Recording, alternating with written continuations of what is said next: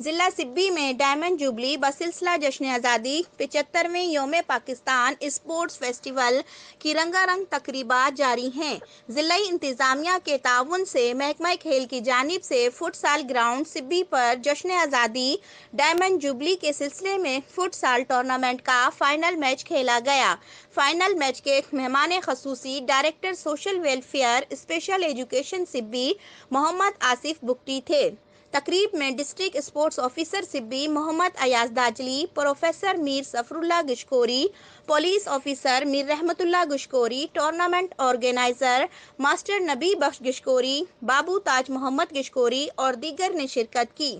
اس موقع پر مہمان خصوصی director social welfare special education Sibi Muhammad Asif Bugti کا دونوں ٹیموں کی کھلاڑیوں کے ساتھ روایتی تعارف کرایا گیا۔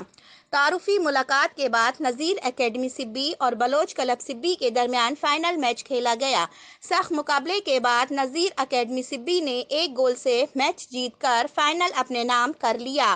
فائنل میچ کے اختتام پر مہمان خصوصی director social welfare special education Sibi Muhammad Asif Bugti اور district sports officer Sibi Muhammad Ayaz Dajli نے جیتنے والے ٹیم کھلاڑیوں اور آفیشلز میں ٹرافی اور انعامات تقسیم کیے۔